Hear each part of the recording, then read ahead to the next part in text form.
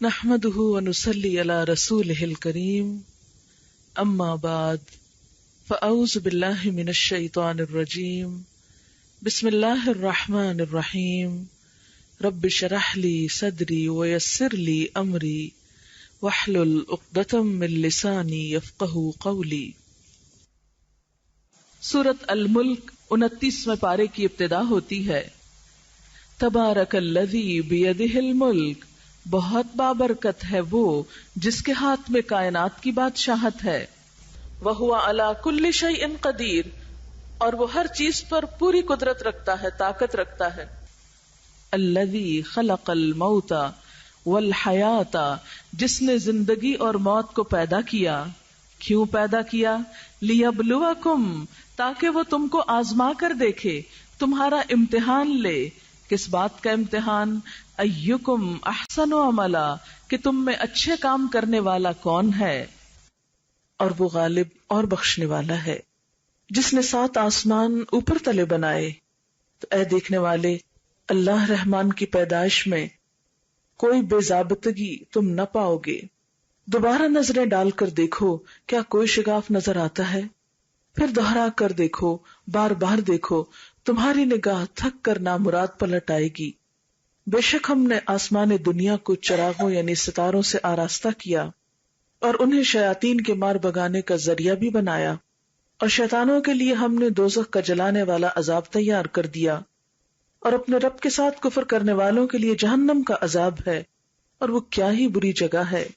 جب اس میں یہ ڈالے جائیں گے تو اس کی بڑے زور کی آواز سنیں گے، اور وہ جوش مار رہی ہوگی، قریب ہے کہ غصے کے مارے پھٹ جائے۔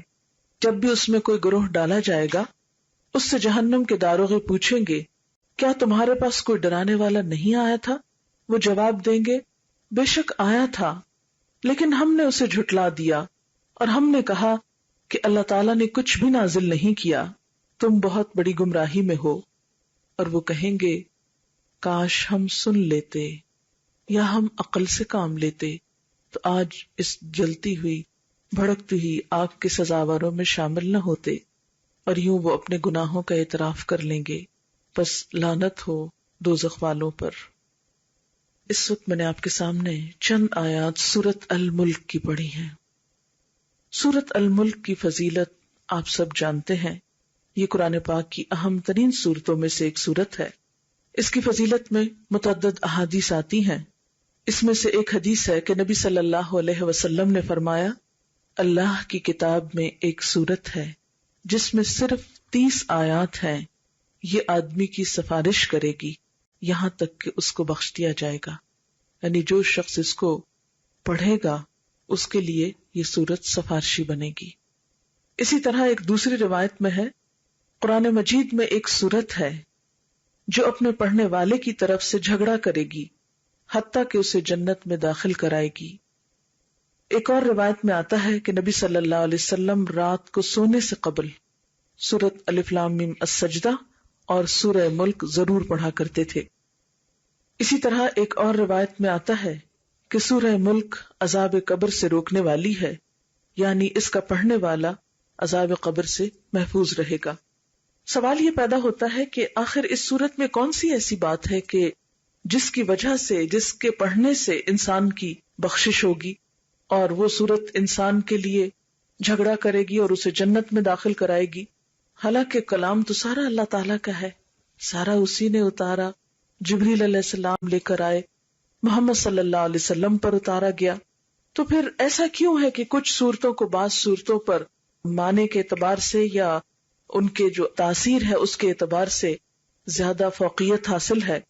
تو اس کی بنیادی وجہ یہ ہے کہ کچھ صورتوں کے اندر اتنا پر اثر اور اتنا جامع مضمون بیان کیا گیا ہے کہ واقعی اگر کوئی شخص اس کو سمجھ کر پڑھنے والا ہو نہیں سکتا کہ اس کا عمل نہ بدلے، یعنی وہ انسان کی زندگی میں ایک ایسا زبردست رول پلے کرتی ہے کہ ان صورتوں کو روز پڑھنے والا، ان پہ غور و فکر کرنے والا کچھ نہ کچھ اپنے عمل میں ضرور تبدیلی کرتا ہے۔ اور جب انسان نیکی کے رستے پہ چل پڑتا ہے تو انسان ہونے کے ناطے چھوٹی موٹی خطائیں، کمزوریاں، کوتاہیاں جو ہم میں سے ہر ایک کے ساتھ ہیں وہ پھر اگنور کر دی جاتی ہیں۔ تو آئیے دیکھتے ہیں کہ اس صورت میں کیا بتایا گیا ہے. فرمایا تبارک الذی بیدہ الملک، بہت بابرکت ہے وہ ذات جس کے ہاتھ میں پوری بادشاہت ہے. یعنی اللہ تعالی کا تعارف کروایا جا رہا ہے کہ اللہ تعالی وہ ہستی ہے جس نے اس کائنات کو پیدا کیا، پھر وہ اس کو چلا بھی رہا ہے، اور اس کے سارے معاملات اس کے ہاتھ میں ہیں، ہر چیز اس کے اذن سے ہوتی ہے. پوری بادشاہت کا وہ مالک ہے، اور ایسا مالک کہ وَهُوَ عَلَى كُلِّ شَيْءٍ قدیر، وہ ہر چیز پر پوری قدرت بھی رکھتا ہے، ہر چیز پر اس کی طاقت بھی ہے. دنیا میں آپ نے دیکھا ہوگا کہ بہت سے لوگوں کو عہدہ تو مل جاتا ہے لیکن ان کے پاس کوئی خاص اتھارٹی نہیں ہوتی. عہدہ رکھتے ہوئے بھی بسا اوقات وہ بہت ہی مجبور اور بے کس ہوتے ہیں. دنیا کے کئی بادشاہ برائے نام بادشاہ ہوتے ہیں، ایک بادشاہ کا ٹائٹل ان کو مل جاتا ہے، لیکن عملی طور پر حکومت کے معاملات میں ان کا کوئی رول نہیں ہوتا یا کوئی عمل دخل نہیں ہوتا. لیکن اللہ تعالیٰ وہ بادشاہ حقیقی ہے کہ جس کے ہاتھ میں پوری کائنات کی نہ صرف یہ کہ بادشاہت ہے بلکہ وَهُوَ عَلَى كُلِّ شَيْءٍ قدیر، پورا پورا اختیار بھی ہے. ہر چیز اس نے خود بنائی، ان چیزوں کا مالک حقیقی بھی وہی ہے، ان چیزوں کا انتظام کرنے والا بھی وہی ہے. اللہ تعالیٰ کے اس تعارف کے بعد فرمایا گیا الذی خلق الموت والحیات، یہ وہی ذات ہے جس نے موت اور زندگی کو بنایا ہے. گویا اللہ تعالیٰ نہ صرف یہ کہ پوری کائنات کو بنانے والا اور اس کا بادشاہ ہے، بلکہ ہماری زندگی کو بنانے والا، ہمیں پیدا کرنے والا، ہمیں اس دنیا میں لانے والا بھی وہی ہے. الذی خلق الموت والحیات. سوال یہ پیدا ہوتا ہے کہ پہلے موت کا لفظ آیا ہے، بعد میں زندگی کا لفظ آیا ہے، ایسا کیوں ہے؟ اس لیے کہ ترتیب اسی طرح ہے جیسے کہ سورۃ البقرہ میں ہی آتا ہے کنتم امواتا فاحیاکم ثم یمیتکم ثم یحییکم، تم مردہ تھے، کچھ نہ تھے، ثم احیاکم، پھر اس نے تم کو زندہ کیا، ثم یمیتکم، پھر موت دے گا، ثم یحییکم، پھر زندہ کرے گا. لہذا انسان پہلے کچھ نہ تھا، ایک طرح سے موت کی حالت میں تھا، اس سے اس کو زندگی ملی، پھر دوبارہ اس کا خاتمہ ہوگا، پھر زندگی ملے گی، اور پھر وہ زندگی ہمیشہ کی زندگی رہے گی. ہر چیز کا جوڑا ہوتا ہے نا، اور اس کے ساتھ ہی وہ کمپلیٹ ہوتی. دنیا کی ہر چیز دو دو میں ہے. کچھ چیزوں کے جوڑے تو ہم کو معلوم ہے لیکن کچھ کے معلوم نہیں. اللہ تعالیٰ قرآن پاک میں سورۃ یاسین میں فرماتے ہیں وَمِمَّا لَا يَعْلَمُونَ، اور ان چیزوں میں بھی جوڑے پائے جاتے ہیں جن کا تمہیں علم ہی نہیں، جن کو تم جانتے ہی نہیں. اکیلی تو صرف ایک ہی ذات ہے اور وہ اللہ رب العزت کی ہے. یکتا اور واحد اور احد صرف وہ ہے، باقی سب کا کوئی نہ کوئی سہارا یا اپوزٹ یا جوڑا موجود ہے. تو موت کا جوڑا زندگی ہے، اور پھر دوبارہ موت، اور پھر اس کے بعد زندگی، اور پھر زندگی ہی زندگی ہے. اس طرح یہ سائیکل کمپلیٹ ہو جاتا ہے. بہرحال فرمایا خلق الموت والحیات، اس نے موت اور زندگی کو بنایا. یہ جینا اور مرنا سب کچھ اس کے ہاتھ میں ہے، اس کا پیدا کرنے والا وہ ہے.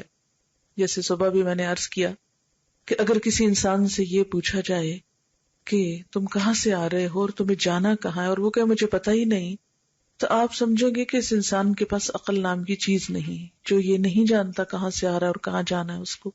اسی طرح اگر اس دنیا میں رہتے ہوئے ہمیں یہ نہ پتا ہو کہ ہم کہاں سے آئے ہیں، اور یہ نہ معلوم ہو کہ ہم نے جانا کہاں ہے واپس، اور آئندہ ہمارے ساتھ کیا ہونے والا ہے، تو ہمیں بھی اپنے بارے میں فکر کی ضرورت ہے. ہمیں اتنا تو معلوم ہے ہم کہاں سے آئے، ہم سب یقین اور ایمان رکھتے ہیں کہ اللہ تعالیٰ نے ہم کو پیدا کیا، اور سرسریتا یہ بھی جانتے ہیں کہ ہمیں واپس بھی اسی کی طرف جانا ہے. جب کوئی فوت ہوتا ہے تو ہم کہتے ہیں انا للہ و انا الیہ راجعون، بے شک ہم اللہ کے لیے ہیں اور اسی کی طرف لوٹ کر پلٹ کر جانے والے ہیں. تو اس سے کیا پتہ چلتا ہے کہ جہاں سے آئے ہیں وہیں واپس جانا ہے ہم کو. لیکن یہ آنا اور جانا کس کی مرضی سے ہوا؟ ہماری اپنی مرضی سے نہیں. ہم دنیا میں پیدا ہوئے تو ہم سے پوچھا نہیں گیا تھا، ہم جب واپس جائیں گے تو ہم سے پوچھا نہیں جائے گا کہ تم آج جانا چاہتے ہو یا نہیں، بس جانا ہے، چلے جانا ہے، اسی کا حکم چلتا ہے۔ لہذا جو رب ہمیں لاتا ہے اور جو لے جاتا ہے، جس کی مرضی سے ہم آئے ہیں اور جس کی مرضی سے واپس جانا ہے، عقل مند انسان وہ ہے جو بیچ کے حصے میں بھی اللہ کی مرضی مان لے، یعنی آنے اور جانے کے بیچ میں جو ہمیں اختیار دیا گیا ہے، ہمیں مرضی کرنے دی گئی ہے، اس میں ہم اپنی خوشی، اپنی رضامندی اور اپنی مرضی کے ساتھ اللہ تعالی کی طرف رجوع کریں اور اس کی طرف پلٹیں۔ کامیابی انہی لوگوں کے لیے ہے جو اپنی خوشی سے رب العزت کی طرف رجوع کرتے ہیں۔ تو فرمایا الذی خلق الموت والحیات، جس نے موت اور زندگی کو بنایا۔ کیوں بنایا؟ یہ درمیان کا حصہ ہمیں کیوں ملا، یہ زندگی کیوں ملی؟ لیبلوکم، تاکہ تمہارا امتحان لے، تاکہ تمہیں آزما کر دیکھے۔ کیا آزمائش؟ ایکم، کون سا تم میں سے احسن عملا، اچھے عمل کرنے والا ہے۔ یہ ہے دراصل موت اور زندگی اور پھر اس کے بعد موت کے بیچ کے عرصے میں ہمارا رول، کہ ہم سب امتحان میں ہیں، ہم سب کو آزمایا جا رہا ہے، ہم سب سے دیکھا جا رہا ہے۔ کیا دیکھا جا رہا ہے؟ ایکم احسن عملا، کہ تم میں اچھے کام کون کرتا ہے۔ گویا اللہ تعالیٰ نے جب ہمیں دنیا میں بھیجا تو ایک طرف ہماری کچھ ضروریات رکھی، ان کو پورا کرنے کی بھی ہم کو اجازت دی۔ مثلاً جو بچہ پیدا ہوتا ہے اس کو بھوک لگتی ہے، ہم نے دیکھا ہوگا کہ پیدا ہوتے ہی بچہ دودھ کی تلاش میں ہوتا ہے، یوں لگتا ہے جیسے بھوکا آیا دنیا میں، اور اس کو چین کب آتا ہے؟ جب اس کو کچھ دے دیا جائے کھانے کو۔ اور آپ نے دیکھا ہوگا کہ اب بچے کو فوراً ماں کی فیڈ دیتے ہیں تو کس طرح بچہ فوراً سک کرنے لگتا ہے، جس سے پتہ چلتا ہے جیسے پہلے سے ٹریننگ لے کے آئے۔ حالانکہ دنیا میں تو کسی نے اس کو نہیں سکھایا کہ دودھ کیسے پیتے ہیں، لیکن پہلے ہی دن وہ پینا شروع کر دیتا ہے، سک کرنے لگتا ہے۔ تو اس کا کیا مطلب ہے کہ یہ اس کے ساتھ ضرورت اور یہ اس کی ٹریننگ اللہ تعالیٰ ہی کی طرف سے ہوئی۔ ان ضروریات کو پورا کرنا، اس کی ہمیں اجازت بھی ہے اور یہ بھی ایک عبادت ہے، کیونکہ یہ اللہ نے ہمارے ساتھ ضرورت رکھی ہے کھانے کی۔ لہذا حلال رزق کھانا، اس کا کمانا، اس کے لیے کوشش کرنا، یہ سب عبادت میں شامل ہوتا ہے اور اس میں کوئی ناپسندیدہ چیز نہیں۔ اسی طرح ہر انسان بغیر لباس کی دنیا میں آتا ہے، پھر اللہ تعالیٰ اس کو لباس پہننے کو کہتے ہیں، تو ظاہر ہے کہ بنائے گا تو پہنے گا۔ تو یہ اس کا بنانا جو ہے اور اس کا پہننا جو ہے، اور پھر لباس کو زینت بھی کہا گیا، اس کا خوبصورت ہونا جو ہے، اس کے حدود کے اندر جو اللہ تعالیٰ نے ہمیں بتا دی، یہ بھی ہمارے لیے ایک عبادت بن جاتا ہے۔ تو ہم دیکھتے ہیں کہ انسان کے ساتھ ایک طرف تو ضروریات رکھی گئی اور ان کا پورا کرنا رکھا گیا، اور دوسری طرف اللہ تعالیٰ نے یہ بھی ساتھ بتا دیا کہ میں تم سے رزق نہیں چاہتا، ما ارید منہم من رزق وما ارید ان یطعمونی، میں اپنے بندوں سے رزق نہیں چاہتا، نہ میں یہ چاہتا ہوں کہ وہ مجھ کو کھلائیں۔ اس لیے اگر ہم کماتے ہیں، اگر ہم پکاتے ہیں، اگر ہم کھاتے ہیں، تو یہ دراصل اپنی ضرورت پوری کرنے کے لیے سب کچھ کر رہے ہیں۔ اللہ کا حق کیا ہے؟ وما خلقت الجن والانس الا لیعبدون، کہ میں نے جن و انس کو اپنی عبادت کے لیے پیدا کیا ہے۔ تو گویا ضروریات پوری کرنا اس کی مرضی کے مطابق بھی ایک عبادت ہے، لیکن اس کے ساتھ ساتھ خاص طور پر اس کی مرضی کے کام کرنا، اور وہ کام بھی کرنا کہ جو شاید براہ راست ہماری ضرورت نہیں لیکن اللہ تعالیٰ کی عبادت میں شامل ہوتے ہیں، حالانکہ اس کو بھی ہماری عبادت کی ضرورت نہیں، مگر یہ ہمارے حال پہ اور ہمارے پارٹ پہ دیکھا جاتا ہے کہ انسان کرتا کیا ہے۔ ایکم احسن عملا، تو یہ ہے دراصل ہمارا امتحان کہ تم میں اچھے کام کون کرتا ہے۔ اب یہاں پر صرف حسن کا لفظ نہیں استعمال ہوا، احسن کا لفظ استعمال ہوا، جو کہ ایک سپرلیٹو ڈگری ہے۔ احسن کا مطلب کیا ہے؟ سب سے اچھے کام کون کرتا ہے۔ ہمیں دنیا میں بھیج کر اللہ تعالیٰ ہم سے کیا دیکھ رہے ہیں؟ ایکم احسن عملا۔ لہذا ہم میں سے ہر ایک کو اللہ تعالیٰ آزما رہا ہے، دیکھ رہا ہے کہ ہم کرتے کیا ہیں۔ اب عمل کی بات ہے، یعنی کرنا، اردو میں کہتے ہیں کرنا اور عمل بھی لفظ بولتے ہیں، لیکن عربی میں عمل کا مطلب ہے ایکشنز، ہمارے ایکشنز کیا ہیں. اچھا آپ ذرا غور کریں کہ ایکشن ہوتا کیا ہے؟ ایکشن کس کو بولتے ہیں نا، یا عمل کس کو بولتے ہیں؟ عمل 3 چیزوں کا نام ہے جس کی ابتدا سوچ سے ہوتی ہے، انسان کی نیت سے ہوتی ہے، ارادے سے ہوتی ہے. وہ ارادہ انسان کے الفاظ بنتے ہیں، یعنی انسان کے بول، اور پھر وہ انسان کے عمل میں ڈھل جاتی ہے، یعنی فعل. سوچ، قول اور فعل، ان تینوں کو ملا کر انسان کا ایکشن بنتا ہے. اب آپ دیکھیں کہ پھر انسان کا عمل 2 طرح کا ہوتا ہے، ایک اس کا انڈیویجول لیول پر اپنی ذات کے ساتھ، اور ایک اس کا دوسرے بندوں کے ساتھ. تو پھر جو فعل ہے انسان کا، ایک عمل ہے اور ایک معاملہ ہے. اب اللہ تعالیٰ ہم سے یہ دیکھ رہے ہیں کہ ہمارا عمل کیسا ہے، اور کیسے سے مراد کیا ہے؟ ایکم احسن عملا، کہ سب سے اچھا عمل کس کا ہے.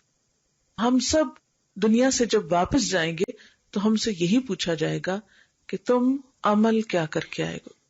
کسی سے یہ نہیں پوچھا جائے گا تمہاری جائیداد کتنی تھی، کسی سے نہیں پوچھا جائے گا تمہاری ڈگریاں کتنی تھی، کسی سے نہیں پوچھا جائے گا تمہارا بینک بیلنس کیا تھا، کسی سے نہیں پوچھا جائے گا تم جب مرے تھے تمہاری وارڈ روم میں کپڑے کتنے لٹکے ہوئے تھے، نہیں پوچھا جائے گا تمہارے بچے پیچھے کتنے رہ گئے تھے، نہیں پوچھا جائے گا تمہاری دوستیاں کتنی تھی، تم کس ملک میں رہتے تھے، کس شہر میں رہتے تھے، کس گھر میں رہتے تھے، کس ایریا میں رہتے تھے. ان میں سے کوئی بھی سوال نہیں کیا جائے گا.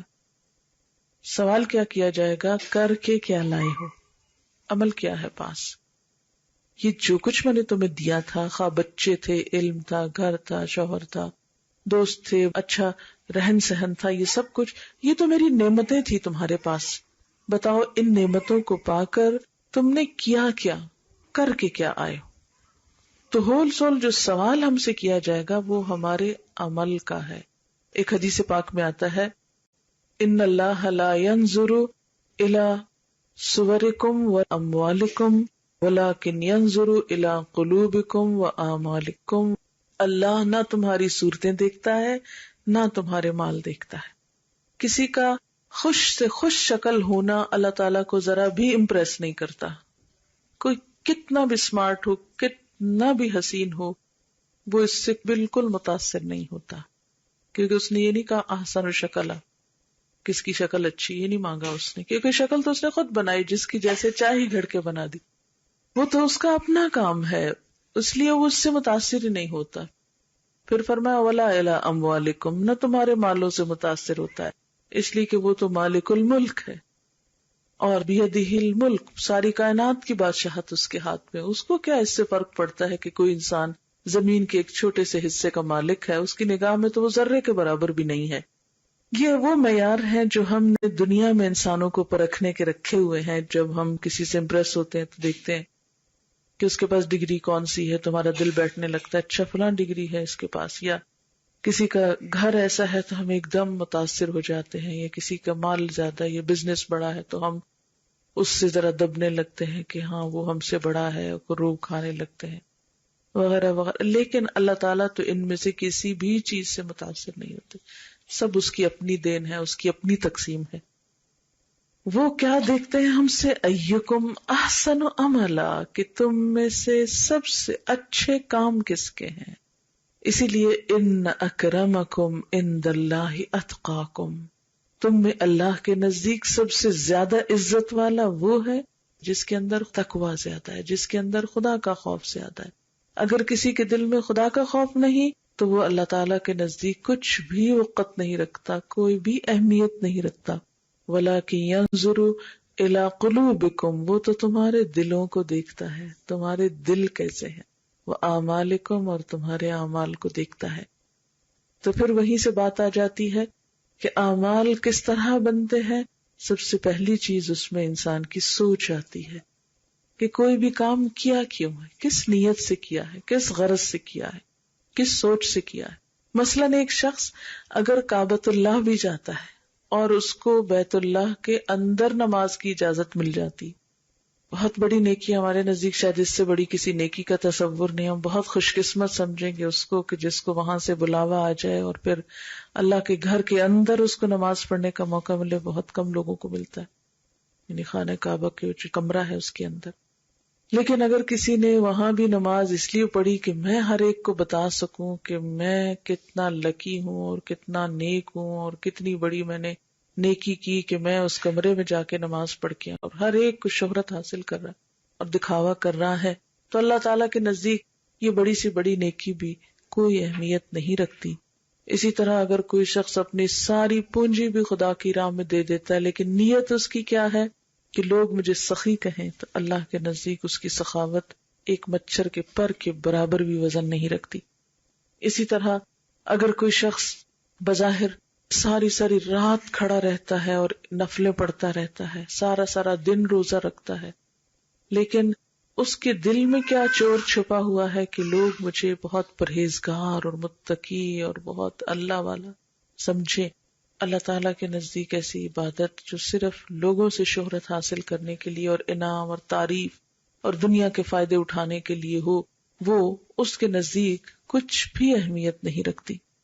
اسی لیے نبی صلی اللہ علیہ وسلم نے نیت کی درستگی پر، نیت کی پاکیزگی پر بہت زیادہ زور دیا ہے اور سیدھا سیدھا فرما دیا کہ انما الاعمال بالنیات، عمل کا دار و مدار انحصار تو نیت پر ہے. اگر نیت اچھی نہیں تو بڑے سے بڑی نیکی جو ہے اس کا کچھ فائدہ نہیں. اگر ہماری نیکی کا مقصد یہ ہے کہ ہم دوسروں کو دبا سکیں، دوسروں پہ روب جھاڑ سکیں، دوسروں کے مقابلے میں نمایاں ہو سکیں، دوسروں سے زیادہ امپورٹنس حاصل کر سکیں، لوگ ہماری تعریفیں کریں، تو اللہ تعالیٰ کے نزدیک ایسی کوئی چیز آخرت میں فائدہ نہ دے گی. مثلاً ایک حدیث میں آتا ہے، صحیح مسلم کی روایت ہے، جس میں ایک شخص کو قیامت کے دن لایا جائے گا اور اسے اللہ تعالیٰ اپنی نعمتیں یاد کرائیں گے، وہ نعمتوں کو اعتراف کرے گا. پھر اللہ تعالیٰ اس سے پوچھیں گے کہ تم نے یہ نعمتیں پا کر میرا کیا شکر ادا کیا؟ تو کہے گا کہ یا اللہ، جو تو نے مجھے مال دیا تھا وہ میں نے سارا تیرے رستے میں خرچ کیا. اللہ تعالیٰ فرمائیں گے کہ تو نے تو اس لیے خرچ کیا کہ لوگ تجھے سخی کہیں. پھر اس طرح ایک اور شخص کو لایا جائے گا جو بہت بڑا عالم ہوگا. اللہ تعالیٰ پوچھیں گے تم نے کیا کیا میری نعمتیں پا کر؟ تو کہے گا کہ یا اللہ، میں نے تیری کتاب کو بہت پڑھا ہے، بڑی تیری کتاب کی خدمت کی. تو اللہ تعالیٰ فرمائیں گے نہیں، تو نے تو یہ سب اس لیے کیا کہ لوگ تجھے قاری کہیں، لوگ تجھے عالم کہیں، تو مجھے دنیا میں مل گیا. اسی طرح ایک شہید کو لایا جائے گا، بلکہ سب سے پہلے شہید کا مقدمہ لایا جائے گا، تو اس سے اسی طرح پوچھا جائے گا. تو کہے گا کہ اللہ، میں نے تو تیرے راستے میں اپنی جان تک دے دی. اللہ تعالیٰ فرمائیں گے کہ نہیں، یہ شخص جھوٹ بولتا ہے، یہ تو سب کچھ اس لیے کر رہا تھا تاکہ لوگ اس کو کیا کہیں، شہید کہیں. اور میں تجھے دنیا میں صلہ مل گیا، لوگوں نے تجھے شہید کہہ دیا، دوسرے کو قاری کہہ دیا، تیسرے کو عالم کہہ دیا، چوتھے کو سخی کہہ دیا، اب میرے پاس تمہارے لیے کچھ بھی نہیں. اور پھر حکم ہوگا کہ لے جاؤ اور گھسیٹتے ہوئے سے اوندے منہ جہنم میں پھینکو، کیونکہ اس نے نیکی کا ایک ڈھونگ رچایا ہوا تھا، نیکی کا پرچار تھا، صرف دکھاوے کی نیکی، حقیقت میں اندر کچھ بھی نہیں تھا، اندر کھوکھلا تھا. آپ دیکھیں کہ مثلاً آپ ایک پھل خریدتے ہیں، بظاہر بہت خوبصورت نظر آتا ہے، لیکن آپ کھولتے ہیں تو اندر سے وہ جسے کانا کہتے ہیں، یا وہ اندر سے کوئی ایسی چیز اس کو پھپھوندی لگی ہوئی ہے، تو آپ اس کو کھائیں گے؟ کیا کریں گے؟ سیدھے کا سیدھا اٹھا کے بن میں پھینکیں گے. اگر کوئی نٹ خریدتے ہیں اور اس کو توڑتے ہیں اور اندر سے کچھ نہیں نکلتا تو آپ کیا کریں گے؟ اٹھا کے اس کو بن میں پھینکیں گے.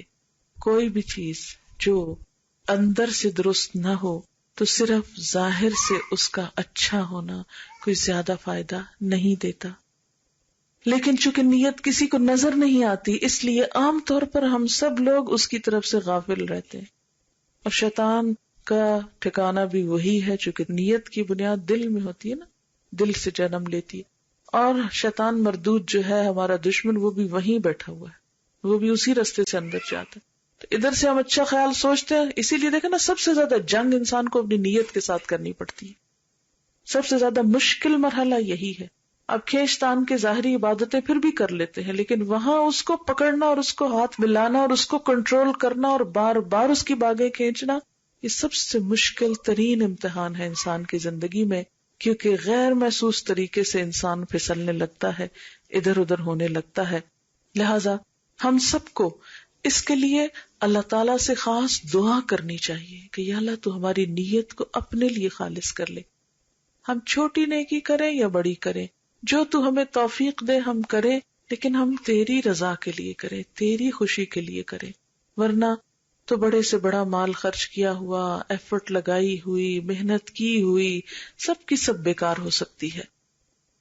دوسری چیز جس کا انسان سے امتحان ہوگا، انسان کی سوچ کے بعد، انسان کے دل کے اور انسان کے اندر کے بعد، وہ انسان کی زبان ہے. دیکھیے کہ دل کے خیالات تو پورے چھپے ہوئے، لیکن زبان آدھی باہر بھی نظر آتی ہے اور آدھی اندر بھی ہوتی ہے. اور اصل میں تو وہ دل ہی کی عکاس ہے. انسان کیا بولتا ہے جو اس کے دل میں ہوتا ہے. آپ نے دیکھا ہوگا کہ جو چیز آپ کو اچھی لگتی ہے آپ بار بار اس کا تذکرہ کرتے رہتے ہیں. اپنے بچوں میں جو آپ کو اچھا لگے بار بار اس کا نام آپ کے منہ پہ آتا ہے. بہن بھائیوں میں سے، انسانوں میں سے جس سے آپ کو محبت ہو، بار بار آپ اس کا ذکر کرتے ہیں، اس کی بات کرنا آپ کو اچھا لگتا ہے. تو انسان کی جو زبان ہے یہ اس کا دوسرا بڑا امتحان ہے. قیامت کے دن بہت سارے لوگ محض زبان کی بے احتیاطیوں کی وجہ سے جہنم میں جا رہے ہوں گے. ان کے پاس اچھے عمل ہوں گے لیکن زبان کا استعمال صحیح نہیں کیا ہوگا. اور آپ دیکھیں کہ جو ہی غصہ آتا ہے، جو ہی کسی کے ساتھ کوئی انبن ہوتی ہے، ہم فوراً زبان کا طوفان کھول دیتے ہیں اور پھر نہیں سوچتے کہ سچ کیا ہے، جھوٹ کیا ہے، جائز کتنا ہے، ناجائز کتنا ہے. الزام تراشی، تہمت لگانا، دوسرے کا حق مارنا اور دوسرے کے ساتھ برا بھلا سلوک کرنا، تو یہ سب کچھ زبان ہی کے راستے ہوتا ہے. یعنی شاید ایک توپ کا گولہ اتنا نقصان دہ نہیں ہوتا یا ایک تلوار کا وار اتنا نقصان دہ نہیں ہوتا جتنا زبان کا غلط استعمال دوسروں کے دلوں کو چیر کے رکھ دیتا ہے، زخمی کر دیتا ہے، اور عرصے تک وہ زخم جو ہے وہ درست نہیں ہوتے. نبی صلی اللہ علیہ وسلم فرمائے کہ ایک شخص جنت والے عمل کرتا رہتا ہے اور جنت کے قریب ہو چکا ہوتا ہے کہ اپنی زبان سے ایک ایسا لفظ نکالتا ہے کہ جس کی وجہ سے وہ جہنم کی اتھاہ گہرائیوں میں جا پہنچتا ہے. یعنی گویا زبان کا غلط استعمال انسان کی عمر بھر کی کمائیوں کے لیے ڈائنامائٹ کی حیثیت رکھتا ہے کہ آپ بڑے سے بڑا ٹاور کھڑا کر لیں، نیکیوں کا پہاڑ کھڑا کر لیں، لیکن اس کو برباد کر لیں ایک غلط زبان کے جملے سے. اس لیے زندگی کے آخری لمحوں تک انسان کو اپنی نیت کے ساتھ ساتھ اپنی زبان کے لیے بہت کوشش کرنی چاہیے کہ اس کا استعمال درست ہو، اور اس کے لیے بھی انسان کو ایفرٹ کرنی پڑتی ہے. آپ دیکھیں کہ کوئی بھی ہم میں سے فرشتہ تو ہے نہیں، لیکن یہ بھی یاد رکھیں کہ اللہ نے ہم کو شیطان بھی نہیں پیدا کیا، ہاں ہمیں انسان بنایا ہے. ہم میں سے جو کوشش کرے نیکی کی طرف تو وہ فرشتوں سے بھی آگے نکل سکتے ہیں، لیکن اگر انسان گرتا ہے تو پھر شیطان سے بھی بدتر ہو جاتا ہے، کیونکہ شیطان صرف رستہ دکھا دیتا ہے اور پھر ہم کر کے دکھا کے اس سے بھی آگے نکل جاتے ہیں. تو اس لیے ہمیں اعتدال میں رہنا ہے ان دونوں کے بیچ میں جو انسانی رویہ ہے. اللہ تعالیٰ نے ہم سے یہ نہیں کہا کہ ہم سب کچھ اپنی خواہشات کو چھوڑ دیں، ہم انسانوں کے ساتھ تعلق کاٹ دیں اور ہم دنیا سے بالکل الگ تھلگ ہو کے بیٹھ جائیں. یہ نہیں تعلیم ہمارے دین کی. ہمیں دنیا کے اندر رہتے ہوئے اتنے آسان طریقے سے زندگی بسر کرنا ہے کہ جس میں کسی کے حقوق بھی متاثر نہ ہو، نہ ہم کسی کے بارے میں برا سوچیں، نہ بدگمانی رکھیں اور نہ ہی زبان غلط استعمال کریں. یہ دونوں چیزیں باہم جڑی ہوئی ہیں. تو جب یہ کہا گیا نا احسن عملا، کہ تم میں اچھے کام کون کرتا ہے، تو ہم ایسے موقع پر سب اپنی اپنی نیت، اپنے خیال، اپنی سوچ، اپنے دل کا جائزہ لیں کہ ہم لوگوں سے جب ملتے ہیں کس نیت کے ساتھ، کس ذہنیت کے ساتھ، کس سوچ کے ساتھ. پھر یہ کہ ہم کتنا دوسروں کو معاف کر سکتے ہیں، ہم کتنا دوسروں کے ساتھ احسان کر سکتے ہیں. کیونکہ معاشرے کے اندر، کسی خاندان کے اندر خوبصورتی آ نہیں سکتی جب تک کہ انسان احسان کا رویہ اختیار نہیں کرتا. عدل کیا ہوتا ہے؟ جیسا کوئی آپ کے ساتھ کرے ویسا ہی آپ اس کے ساتھ کر لیں، یعنی عدلے کا بدلہ جس کو بولا جاتا ہے. لیکن احسان کیا ہوتا ہے؟ کوئی آپ کے ساتھ برا کرے بھی تو آپ اس کے ساتھ جواباً اچھا کریں، کیونکہ احسان کا لفظ بھی حسن سے نکلا ہے. خوبصورتی اسی وقت آتی ہے جب انسان تھوڑی سی چیز کو کنٹرول کر کے اپنے آپ کو اچھے رستے پر قائم رکھتا ہے۔ تیسری چیز جب یہ کہے گی کہ ایکم احسن عملا، کہ تم میں سب سے اچھے کام کون کرتا ہے، تو اس میں پھر انسان کی ذاتی عبادات بھی آ جاتی ہیں اور انسان کے انسانوں کے ساتھ رویے بھی آ جاتے ہیں۔ ذاتی عبادات میں مثال کے طور پر نماز ہے، تو نماز کو صرف بس پڑھ نہیں ڈالنا کہ بس آیا ہے وقت اور بس اتار پھینکو، جلدی سے ختم کرو، نہیں۔ احسن عملہ میں کیا ہے کہ انسان اس کا رکوع اور سجدہ اچھی طرح کرے، دل لگا کر نماز پڑھے، اللہ تعالی کی ملاقات سمجھتے ہوئے، اس کی عبادت سمجھتے ہوئے، اس کی طرف رجوع کرتے ہوئے، خشوع و خضوع کرتے ہوئے۔ جب تک یہ کیفیت نہ ہو نماز احسن نہیں بنتی۔ اسی طرح اگر انسان اللہ کی راہ میں زکوٰۃ دیتا ہے، صدقہ خیرات کرتا ہے، تو اس میں بھی کیا ہو کہ انسان احسن طریقے سے اسے دینے والا ہو، دل کی خوشی کے ساتھ، نہ کہ دل کی تنگی کے ساتھ، اور اس میں بھی انسان صرف ردی اور بچا کھچا اور توڑ توڑ کے دینے والا نہ ہو۔ بعض لوگ کیا کرتے ہیں، زکوٰۃ دیتے ہیں لیکن ساری کٹھی نہیں نکالتے، سال بھر توڑ توڑ کے کوئی اس کو دیا، اس کو دیا، اس کو دیا، اپنا بجٹ نہیں خراب کرتے، دوسروں کی ضرورت کو پورا صحیح طور پر نہیں کرتے۔ تو زکوٰۃ کا جب ٹائم آ جاتا تو پھر ہمیں حق نہیں پہنچتا کہ اس پیسے کو ہم اپنے ہی مال میں شامل کیے رکھیں۔ اس کا فرض کیا ہے کہ بس یہ ہمارا رہا ہی نہیں، اب یہ دوسروں کا ہو چکا ہے، اس کو ادھر نہ رکھیں، اس کو نکال کے دے دیں جو دینا ہے۔ بعض لوگ پھر پوچھتے ہیں کہ اچھا کئی غریبوں کو سال بھر دینا پڑتا ہے تو پھر کیا کریں؟ تو اس میں یہ ہے کہ ان ایڈوانس آپ دیتے رہیں، لیکن جب ٹائم آ جائے، لمٹ آ جائے، تو اس کے آگے پھر اس کو اپنے پاس مت رکھیں۔ اسی طرح اگر ہم مثال کے طور پر دوسروں کے ساتھ معاملات کرتے ہیں، یعنی اپنی ذاتی عبادت سے نکل کر جب دوسروں کے ساتھ معاملہ کرنے کی باری آتی ہے، سب سے پہلا تعلق والدین کے ساتھ ہے۔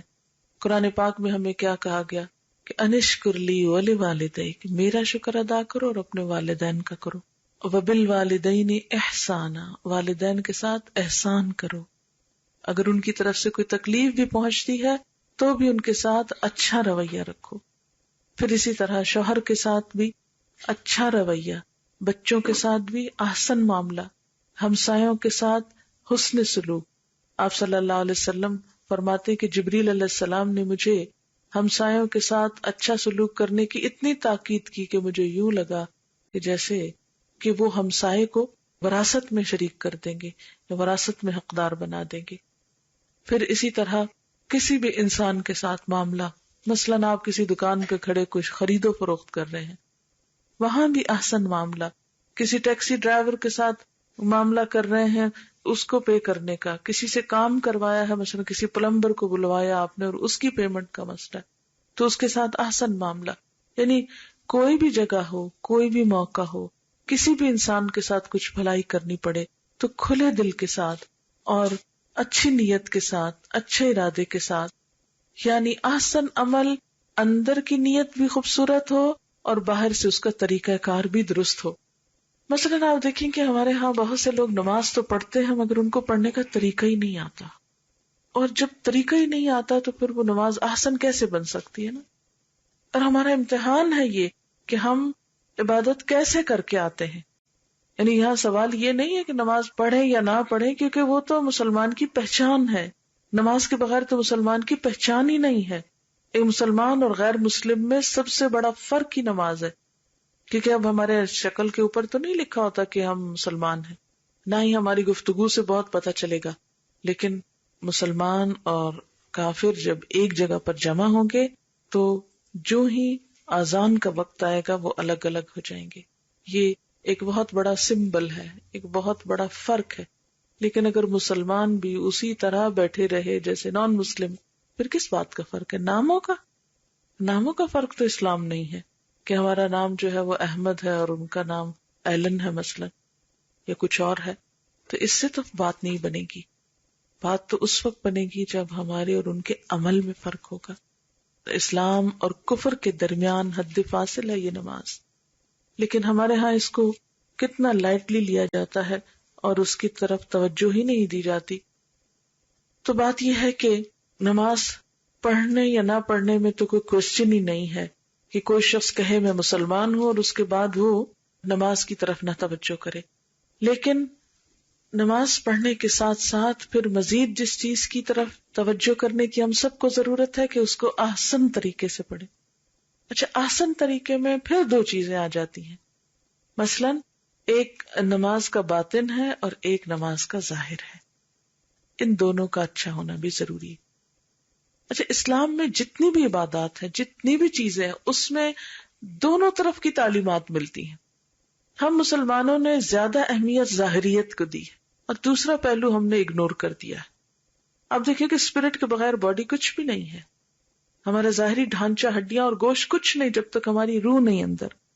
اسی طرح کسی بھی چیز کے اندر جب تک وہ اسپرٹ نہ ہو، جب تک وہ اندر کی قوت نہ ہو جو بے شک چھپی ہوئی ہے، اس وقت تک اس چیز کی کچھ بھی ویلیو نہیں. جیسے میں نٹ کی مثال دی یا ویجیٹیبل کی یا فروٹ کی مثال دی کہ جو بظاہر چاہے کتنا بھی اچھا لگتا ہے، لیکن اگر اندر اس کے کھانے کی چیز نہیں، استعمال کی چیز نہیں، تو وہ کچھ بھی نہیں، اس کی کوئی حیثیت نہیں. تو نماز میں بھی ایک نماز کا ظاہر ہے اور ایک نماز کا باطن ہے. ان دونوں کا ہی اچھا ہونا ضروری ہے. ہم مسلمانوں نے فرق کیسے کیا کہ جب کسی کو یہ بات بتائی جاتی ہے کہ ظاہر کا کچھ اہتمام کرو، مثلاً یہ کہ پراپرلی ڈریسڈ اپ ہو تو پھر نماز پڑھو، تو وہ کہتے نہیں ہماری نیت بہت اچھی ہے، ہمارا اندر بہت اچھا ہے، اور یہ عذر کر کے وہ جو ظاہر کے طور طریقے ان کو چھوڑ دیتے. جو لوگ ظاہر کی بہت پابندی کرتے ہیں، بسا اوقات وہ اس بات سے غافل ہوتے ہیں کہ ان کی نماز کا خشوع و خضوع کیا ہے. اسلام کیا کہتا ہے؟ دونوں طرف رکھو. یہی بیلنس ہے اور یہی اعتدال کی راہ ہے، اور اسی چیز کا نام حسن ہے.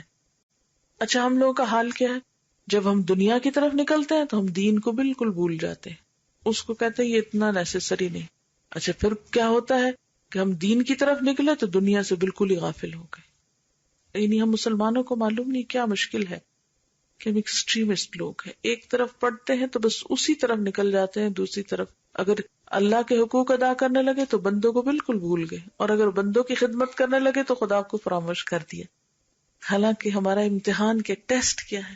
ٹیسٹ یہی ہے کہ دونوں چیزوں کے درمیان ایک بیلنس رہے. اسی لیے اسلام میں یہ پسندیدہ نہیں کہ کوئی شادی نہ کرے.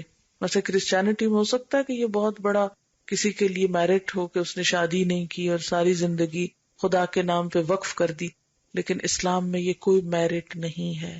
اسلام میں یہ کوئی نیکی نہیں ہے کہ ایک شخص اپنی ازدواجی زندگی کو چھوڑ کر یہ کہے کہ میں ساری زندگی اپنے آپ کو اللہ کے نام پہ وقف کرتا ہوں. نبی صلی اللہ علیہ وسلم نے کیا فرمایا؟ نکاح میری سنت ہے، جو میری سنت سے منہ موڑے گا اس کا مجھ سے کوئی تعلق نہیں ہے. نکاح عبادت ہے، شادی کرنا ایک نیکی کا کام ہے، کیونکہ وہ انسان کو حرام رستوں اور حرام چیزوں سے بچنے کی قوت دیتا ہے. بہرحال تو بات میں کر رہی تھی نماز کی ظاہر اور باطن پر. تو نماز کا ظاہر کیا ہے کہ انسان کا لباس پاک ہو اور لباس درست ہو، اس کا سطر ڈھاکا ہوا ہو، پھر جگہ پاک ہو جس جگہ پر وہ نماز پڑھ رہا ہے، پھر وقت درست ہو، پھر اس کا رخ قبلے کی طرف ہو. اسی طرح اس کے لباس پر کوئی ایسی چیز نہ ہو جس سے نماز میں خلل آئے. نماز کا باطن کیا ہے کہ انسان کے اندر خشوع و خضوع ہو، جیسے قرآن پاک میں آتا ہے قد افلح المؤمنون الذین هم فی صلاتهم خاشعون. یقیناً فلاح پا گئے وہ مومن جو اپنی نمازوں میں خشوع و خضوع اختیار کرتے ہیں. یعنی خشوع کا مطلب کیا ہوتا ہے؟ دب جانا، یعنی نماز کے اندر بندگی کا احساس پیدا ہونا. اچھا، بہت سے لوگ یہ کہتے رہتے ہیں کیا کریں نماز میں بڑے خیالات آ جاتے ہیں. کوئی شخص اس سے پاک نہیں. یہ ماننے کی بات ہی نہیں کہ کوئی کہے کہ مجھے نماز میں کوئی خیال نہیں آتا. میں نے آج تک نہیں دیکھا کوئی شخص جو یہ کہتا ہو کہ مجھے نماز میں کوئی خیال نہیں آتا. کیوں؟ اس لیے کہ ہمارا دماغ کے طریقہ ہی کچھ ایسا ہے کہ آپ سو بھی رہے ہو نا تو بھی آپ کا دماغ کام کرتا ہے. کہا نماز کی تو بات ہی الگ ہے، اگر آپ سو بھی جائیں تو آپ کو خواب آتے رہتے ہیں، کچھ نہ کچھ خیال آتے رہتے ہیں.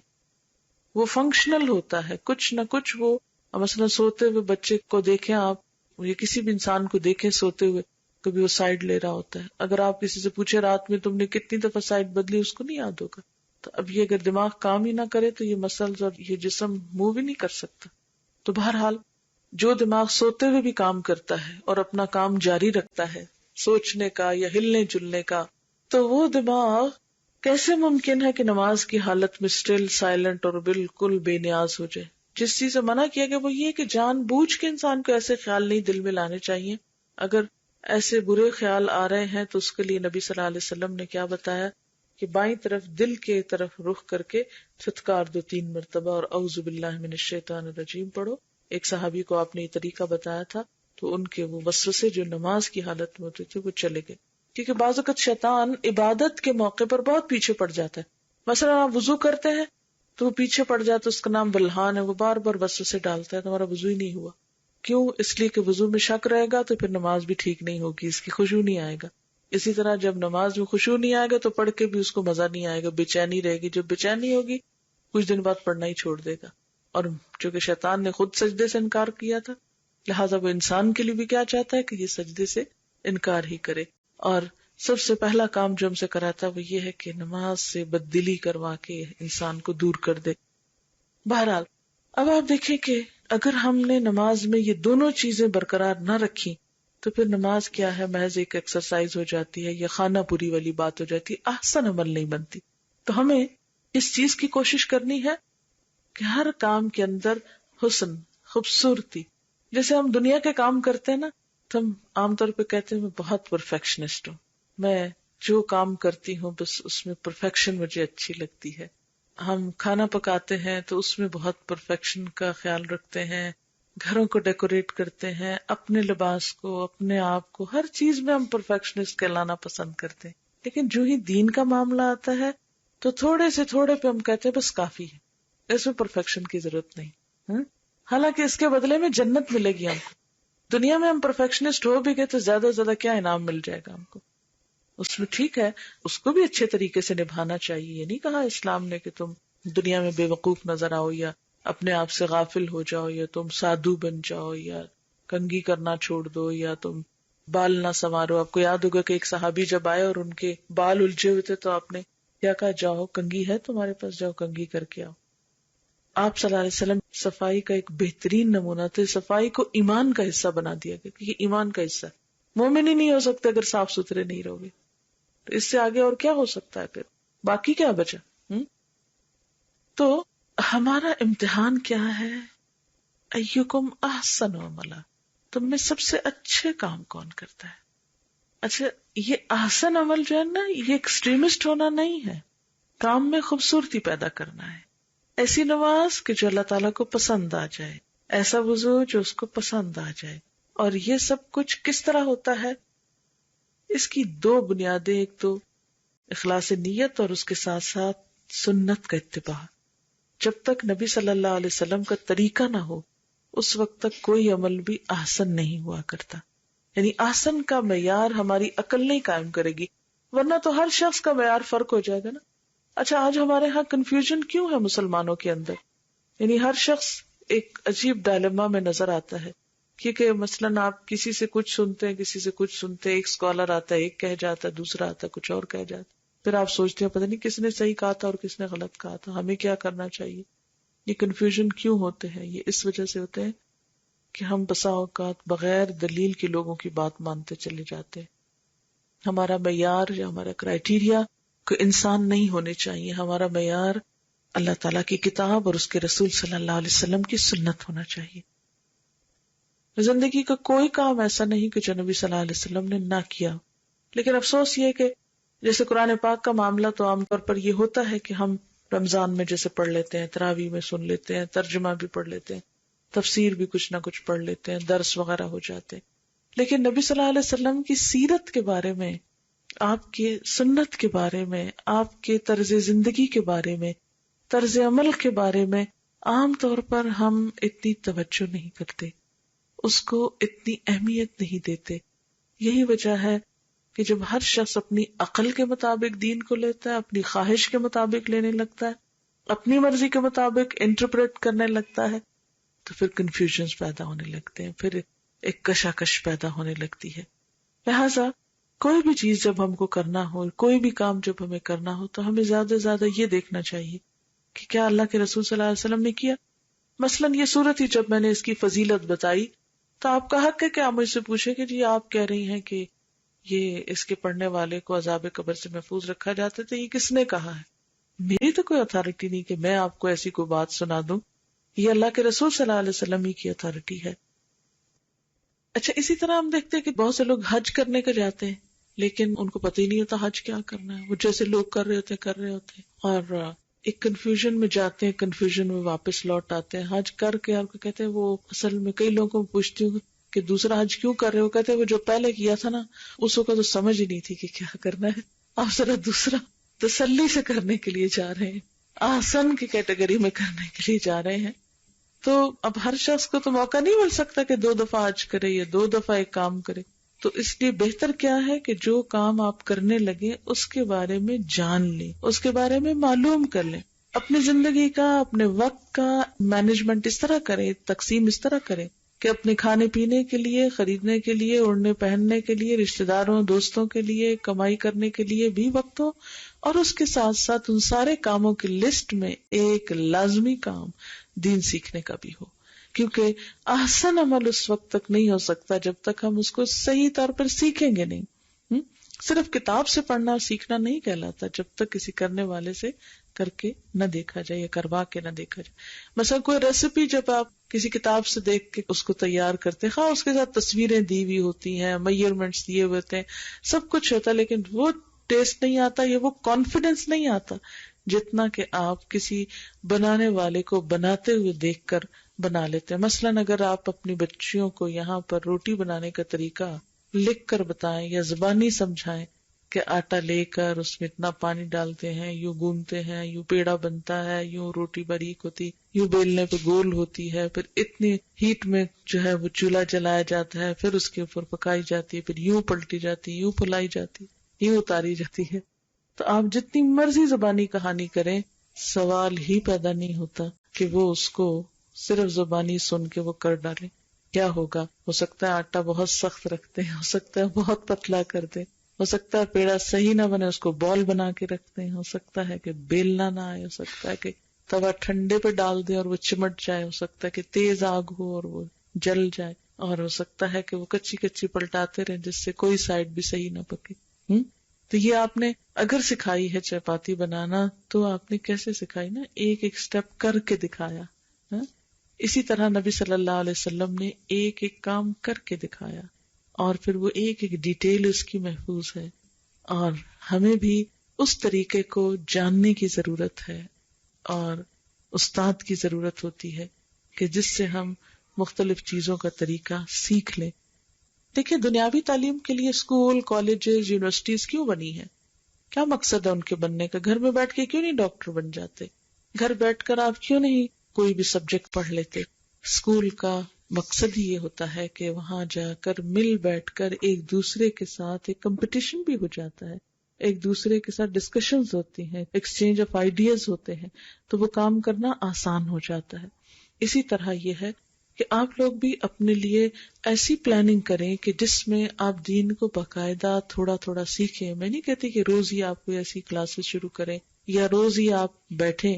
اگر آپ ہفتے میں ایک دن بھی 2 گھنٹے کا 2.5 گھنٹے کا ایسا سیشن رکھتے ہیں کہ مثلاً آپ زکوٰۃ کا ٹاپک رکھ لیں اور زکوٰۃ کے بارے میں جو بھی چیزیں ہیں ساری کی ساری آپ کے ذہن میں ایک طرح سے واضح ہو جانی چاہیے، تاکہ اگر آپ ان لوگوں میں شمار ہوتے ہیں جنہیں زکوٰۃ دینا ہے تو آپ دے سکیں۔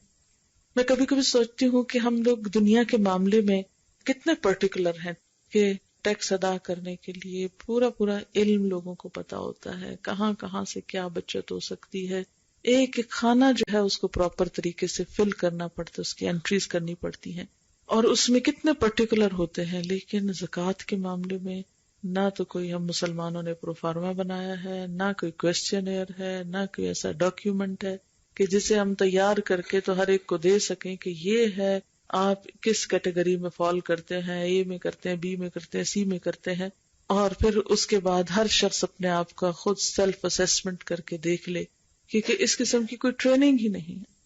آپ دیکھیں ایک چارٹرڈ اکاؤنٹنٹ بننے کے لیے کتنے سال پڑھائیاں کی جاتی ہیں اور کتنی محنت کی جاتی ہے، لیکن علم وراثت کو جاننے والے کتنے لوگ ہیں جو موجود ہوں گے؟ ایسا نہیں کہ مسلمانوں میں دماغ موجود نہیں، لیکن افسوس یہ کہ اس کی طرف توجہ نہیں، اس کی اتنی اہمیت نہیں، لیکن ہم توجہ نہ بھی کریں، اہمیت نہ بھی دیں تو بھی امتحان میں تو پڑ گئے. اب ایک طالب علم کمرہ امتحان میں ہوتے ہوئے اگر یہ کہے کہ نہیں مجھے تو کوئی پرواہ نہیں کہ میں پرچہ کیسا کرتا ہوں، صحیح کرتا ہوں یا غلط کرتا ہوں، تو یہ اس کا اپنے دل کو بہلانے کے لیے اچھا خیال ہے، لیکن اسے پتا ہے کہ غلط کام کرنے کی صورت میں کنسیکوینسز کیا ہو سکتے ہیں. آپ دیکھیے کہ اگر آپ گندم بوتے ہیں تو کیا نکلتا ہے، کیا اگتا ہے؟ گندم ہی نکلتی ہے نا، کچھ اور تو نہیں نکلتا، جو تو نہیں نکلیں گے. اگر آپ چاول بوتے ہیں تو آپ چاول ہی کاٹیں گے، جو بوئیں گے وہی باہر نکلے گا.